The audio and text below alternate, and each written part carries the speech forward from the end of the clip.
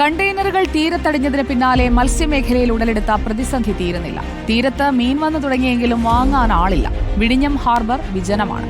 മീനുകൾ പകുതി വിലയ്ക്ക് കൊടുത്തിട്ടും ആരും വാങ്ങാൻ കൂട്ടാക്കുന്നില്ല എന്നാണ് മത്സ്യത്തൊഴിലാളികൾ പറയുന്നത്. വിഴിഞ്ഞത്ത് നിന്ന് അരുൺ സോളമന്റെ റിപ്പോർട്ട്. MLC എൽസ എന്ന കപ്പൽ അപകടത്തിൽപ്പെട്ടതിന് പിന്നാലെ കണ്ടെയ്നറുകൾ തെക്കൻ കേരള തീരത്തേക്കാണ് ഏറ്റവും കൂടുതൽ അടിഞ്ഞത്. അതിൽ ഏറ്റവും കൂടുതൽ പ്രതിസന്ധി അനുഭവിച്ചത് മത്സ്യത്തൊഴിലാളികളും അവരുടെ കുടുംബങ്ങളുമാണ്. നിലവിൽ എന്താണ് അവസ്ഥ? നിലവിലെ ഇവിടെ എന്ത് വന്നാലും മത്സ്യത്തൊഴിലാളികൾക്ക് മത്സ്യത്തിൻ്റെ വില കുറവാണ്.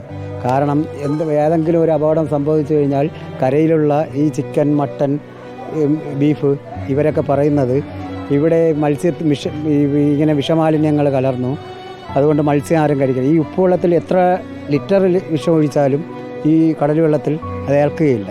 കാരണം കരയിലുള്ളതും ഫാക്ടറിയിലെയും എല്ലാ മാലിന്യങ്ങളും വന്നടിയുന്നത് ഈ കടലിലാണ്. ഇത് നമ്മൾ പാചകം ചെയ്യുമ്പോൾ എന്തെങ്കിലും മായം ചേർന്ന് പോകുന്നതല്ലാതെ മത്സ്യം കൊണ്ടാരും മരിച്ചിട്ടില്ല.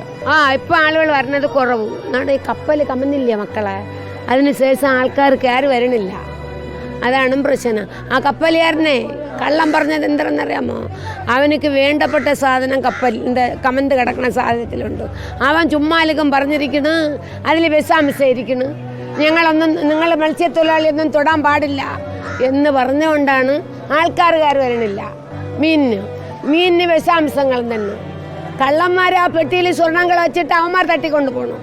ചുമ്മാള്ള പാവപ്പെട്ട നിരവധിയാന മത്സ്യത്തൊഴിലാളിയാൻ പിടിച്ചു വെച്ചിരിക്കുന്നു.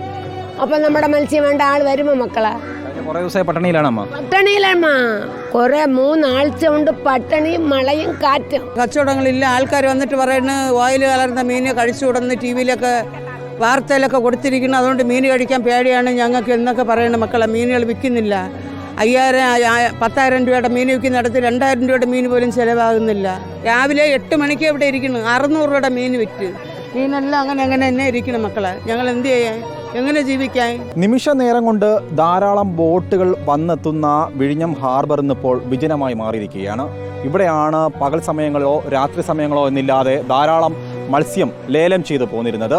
കാലാവസ്ഥക്കെടുതിയും കണ്ടെയ്നറുകൾ തീരത്തെത്തിയതിന് പിന്നാലെ ഉയർന്ന കുപ്രചാരണങ്ങളും മത്സ്യത്തൊഴിലാളികളെ ഒരു വറുതിയുടെ കാലത്തിലേക്കാണ് കൊണ്ടെത്തിച്ചിരിക്കുന്നത്.